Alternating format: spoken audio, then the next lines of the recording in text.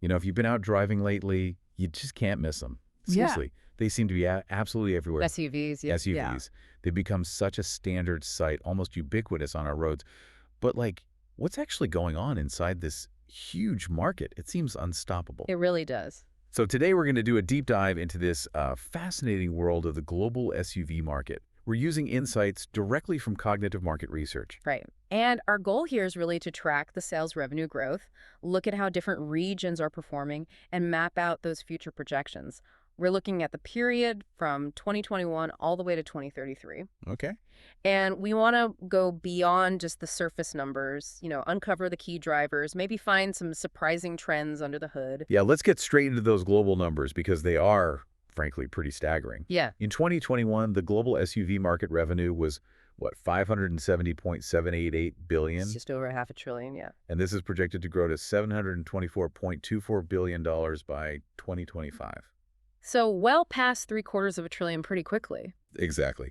And then hitting an incredible $1,165.99 billion by 2033. That's approaching $1.2 trillion. It's massive. And that growth trajectory gives us a compound annual growth rate, the CAGR, of 6.133% globally. Wow. And it's important to stress this isn't just a blip. A KGR like that, over more than a decade, signifies really sustained, powerful growth. It tells you the SUV isn't just some fad. It's deeply woven into the automotive world now. Okay, so let's unpack this region by region. It makes sense to start with North America, right? They've traditionally held a really big slice of this market. Definitely. So North America in 2021, the market there was $183.794 billion.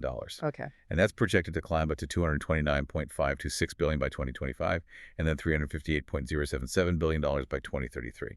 Still strong growth, a CGR of 5.717%. Right, and what's really fascinating within North America, though maybe not surprising, is the U.S. dominance. The United States was the largest market by far, $143.175 billion back in 2021. It's huge. And that's growing to $177.955 billion in 2025, and then projected $275.003 billion by 2033. So its CAGR is 5.591%. Still solid, steady growth for such a mature market. But, it's not just the U.S. driving things. Canada actually shows stronger performance in terms of growth rate. That's a good point. Sales that were $29.775 billion in 2021, rising to $38.796 billion in 2025, and projected $65.886 billion by 2033.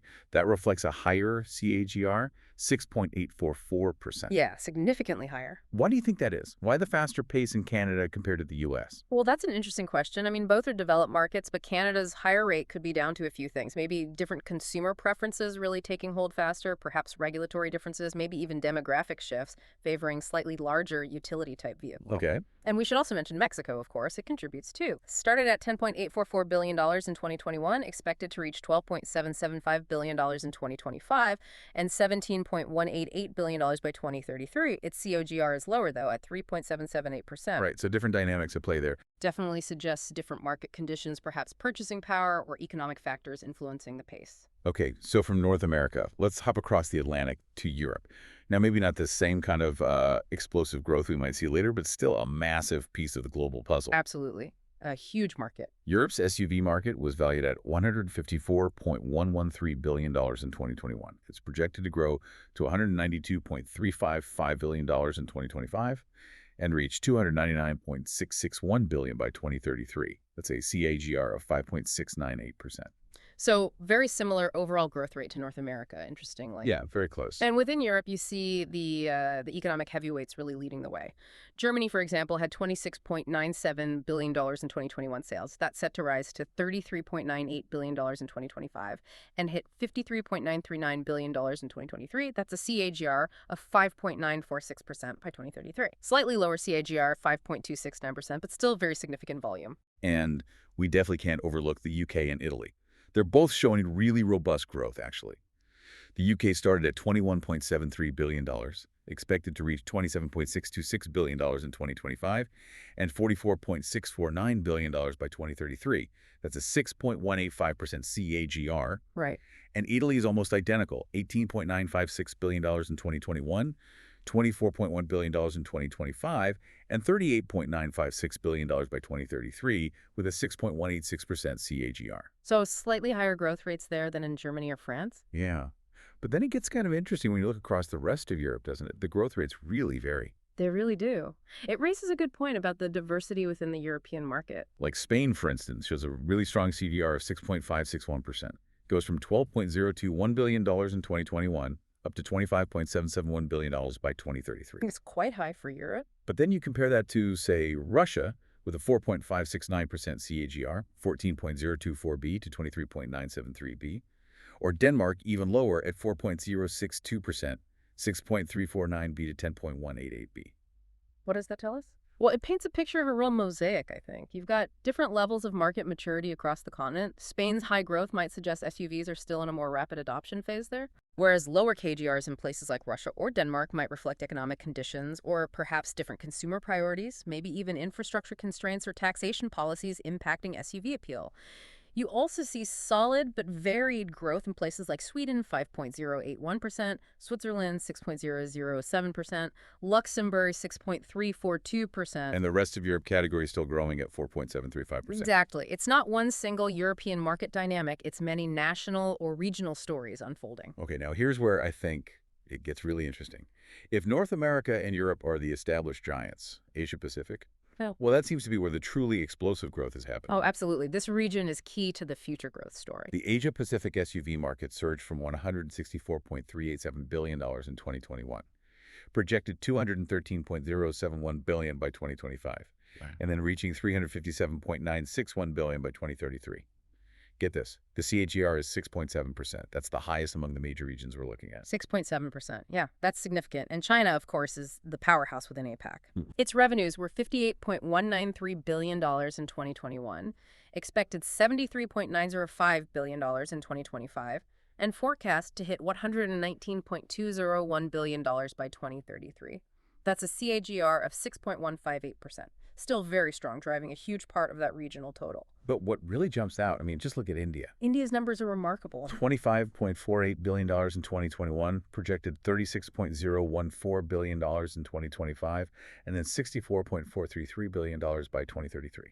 The CAGR there is 7.542%. That's the highest in the region by a good margin. An incredible rate of growth. What's fueling that? What's going on in India specifically? That is the question here, isn't it? India's rapid expansion, alongside something else we have to mention, this rest of APAC category. Okay. Its CAGR is an absolutely outstanding 12.865%.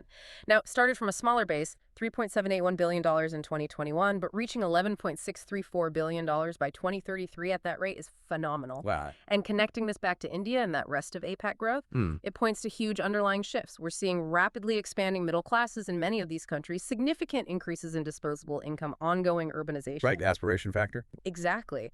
The SUV often becomes a symbol of status, success, but also practicality for families in these booming economies. It's driving demand in a way we don't see as intensely in mature markets. And it's not just India and the rest. South Korea is showing a 7.071% CAGR, $15.45 to $35 or 8 Bs. Yeah. Australia, 7.28%, $11 or 1 Bs to $25.77 Bs. Southeast Asia, 7.214%, $9 or 7 Bs to $22.37 Bs. All over 7%. Just reinforcing APAC as the global growth engine for SUVs. Yeah. Even more established markets there are doing well. Japan at 5.924%, $27.45 Bs to $54.77 Bs. Singapore at 5.427%, $6.74 Bs to $12.71 Bs. Taiwan, 5.135%, $6.58 Bs in 2021. Right. Projected to grow to $45.609 billion in 2025 and hit $75.79 billion by 2033. That's a CAGR of 6.552%. Pretty healthy. Very healthy. And what's quite compelling here is which countries are leading that growth rate. Argentina actually leads with its 7.377% attaching in CAGR. Really? Higher than Brazil? In terms of growth rate, yes. Argentina goes from $6.936 billion in 2021 to a projected $16.295 billion by 2033. And Colombia isn't far behind with a 7.131% CAGR, growing from $4.742 billion to $10.838 billion. Interesting. So strong consumer shifts happening there. Seems like it. Indicates a real preference emerging for SUVs in those economies. But Brazil is still the biggest market in terms of sheer size. Oh, absolutely. Brazil started at $15.748 billion in 2021, and it's projected to reach $32.59 billion by 2033. Its CAGR is 6.248%, still very strong growth for the largest market in the region. And we should also mention Peru and Chile, both growing steadily at just over 6% CAGR. Right. Peru at 6.082%, $3.08 to $6.25, and Chile at 6.073%, $2.69 to $5.46. Okay. Next up, the Middle East, another region that's really accelerating, generated $17.124 billion back in 2021, but projected to more than double, reaching $38.478 billion by 2033. That's a CAGR of 6.98%. So definitely one of the faster growing regions we're seeing. It really is. And the UAE in particular stands out with truly significant growth. It has the highest CAGR in the region at 8.259%. Wow, over 8%. Yeah, growing from $2.569 billion in 2021 to $6.657 billion by 2033. That really makes you ask, what specific dynamics are pushing such rapid adoption there? Good question. High income levels. A strong car culture. Likely a mix of those, a very affluent consumer base, maybe a cultural preference for larger, more capable vehicles, potentially suited to the environment, too. Makes sense. And Saudi Arabia also shows strong growth, right? It's the largest market there. It is $5.12 billion in 2021, projected to hit $11.274 billion by 2033, growing at a 6.799% CAGR. And Turkey and Egypt are right in that mix, too, with strong CAGRs. Turkey at 6.76%, $3.51 to $7.07, and Egypt actually higher at 7.142%, $2.35 to $5.37. Exactly. Plus, Qatar showing solid growth, 6.499% CAGR, and the rest of the Middle East, 6.142% CAGR. It's a picture of really widespread, strong expansion across that whole region. Okay, last but not least, let's turn to Africa. Now, it's currently the smallest regional market we've looked at, but it's showing immense potential. Definitely one to watch. Valued at $15.982 billion in 2021, it's expected to more than double, reaching $36.029 billion by 2033. That's a CAGR of 6.826%. Which is a very robust rate. And a key insight within Africa is South Africa's performance. Tell me about it. Its market is projected to grow from $5.9777 billion in 2021 to over $14.343 billion by 2033. That's a CAGR of 7.383%. Very strong. Yeah, it highlights South Africa's role as a major automotive hub and trendsetter on the continent, likely reflecting economic growth and rising consumer demand there. And Nigeria is actually the largest market in Africa currently. That's right. $6.984 billion in 2021, forecast to reach $15.06 billion in 2033, with a solid 6.431% CAGR. And the rest of Africa category also showing good growth, over 6.5%, 6.563% CAGR, $3.02 to $6.63. Indeed. It underscores the emerging significance of the entire continent in this global SUV picture. Lots of potential there. Okay, wow. Let's try and unpack what this all adds up to. Yeah. We've basically charted a global SUV market that's set to more than double its revenue between 2021 and 2033. A staggering increase. And while the established markets, North America and Europe, they keep growing steadily. That's a steady ascent. Yeah. The really explosive, transformative growth seems to be coming from these specific hotspots we've seen across Asia-Pacific, the Middle East, South America, and also Africa. Exactly. And if we connect this to the bigger picture, it's just crystal clear that the SUV isn't some temporary trend. It's become a dominant, deeply rooted force in the automotive industry. Yeah.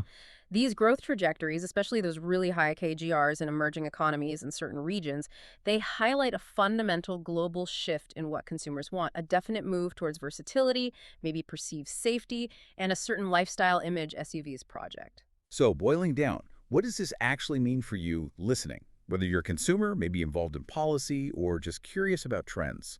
Understanding these huge growth numbers and where they're happening geographically, well, it gives us a powerful lens on future economic and social developments. It really does. I mean, think about it. This widespread adoption impacts everything from car manufacturing choices to how we plan our cities, even down to basic infrastructure needs. Which leads us to a really important question to leave you with, something to consider.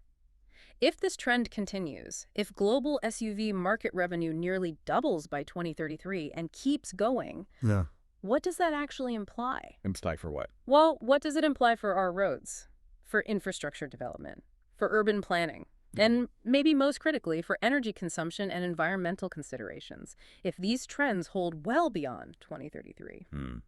That's definitely something to mull over. A lot to think about there.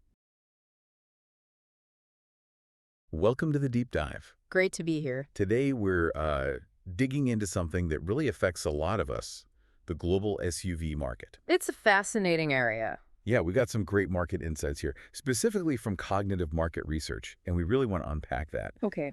Our mission today is, understand the forces shaping this huge market Mm. and what it means for you, the consumer, and maybe the future of how we get around. Sounds good. So let's get started. Absolutely. And, this isn't just about sales numbers, is it? No, not at all. It's really like a mirror reflecting shifting values, amazing tech leaps, and definitely those environmental pressures we're all feeling. That's a great way to put it. So we'll explore why SUVs have become so incredibly dominant, Right. but maybe more importantly, where they're actually going next, what that future might look like behind the wheel. Okay, so let's kick things off with, well, the biggest driver maybe. That fundamental shift in what we as consumers actually want. Mhm. It really feels like people are looking for vehicles with more space, more comfort, just more versatility. Definitely. That flexibility is key. And the sources had this, frankly, incredible stat from India. Yeah. Demand for SUVs among first-time buyers has surged fourfold. Yeah. 4 times in the last decade. Wow. Fourfold. That was massive. Yeah. That's more than just a trend, isn't it? It absolutely is. Okay. It signals a real societal shift. And, the why behind that appeal is interesting. Go on. Well, it's not just about being big. There are real practical advantages, like Oh. the higher ground clearance, which is great for different kinds of roads. Sure, potholes, maybe rougher terrain sometimes. Exactly. And that commanding view of the road that a lot of drivers really appreciate. Right. Gives a sense of control, maybe. Yeah, perhaps. And then you add in improved affordability. That's a big one. Okay. And just a much wider variety of models now across different brands. So more choice. Way more choice. It makes them so versatile. Good for the city commute, good for longer highway trips, families, you name it. That versatility angle really seems crucial. And speaking of what these vehicles offer, the technology packed inside is just another huge draw, right? Oh, absolutely. They're not just, big metal boxes anymore. Far from it. Modern SUVs are basically rolling computers, Mm-hmm. packed with advanced safety systems, really intuitive infotainment, even semi-autonomous driving features creeping in. Yeah, And surprisingly, maybe much more fuel-efficient engines than the old gas guzzlers. that's a key point too. And it's interesting, the tech isn't just there, it's actively pulling people towards SUVs. How so? Well, drivers who really prioritize having the latest tech integration Right. and also really robust safety features. Yeah. They're finding exactly what they want in these newer SUV models. Okay, so the features are meeting a specific demand. Precisely. And this is where it gets really interesting, I think. The growing excitement around electric and hybrid SUVs. Ah, the electrification piece. Yeah. It's not just about being green, though that's part of it. It aligns perfectly with this broader expectation for vehicles that feel, well, future-ready. Sustainable, yes, but also advanced. Okay, so lots of reasons for the growth. Yeah. But look, it can't all be smooth sailing, can it? No, definitely not. We have to acknowledge the challenges. And traditional SUVs, especially, have been under the microscope for a long time regarding fuel consumption. True. And, of course, carbon emissions. That's kind of the elephant in the room, isn't it? It is, and it's directly tied into, the bigger picture. Growing climate awareness globally Right. and governments tightening up emissions rules. So pressure from regulators. Huge pressure on manufacturers. They have to speed up that shift towards greener options. With plug-in hybrids. Plug-in hybrids, fully electric SUVs, the whole range. Because the risk is real. What risk? They could lose a big chunk of buyers, the environmentally conscious ones, if they don't meet those expectations for sustainable transport. Which kind of brings us neatly to one of the big future trends, actually. Okay. And it might seem a bit counterintuitive after we've talked about size and space, but it's the rise of compact and even entry-level SUVs. Ah, yes. The smaller end of the scale. Exactly. Automakers are being quite smart, introducing these smaller, more affordable models, trying to hit those price-sensitive markets. And that's having a massive impact, especially in developing economies. Think India again. Right, where we saw that huge surge. Yeah.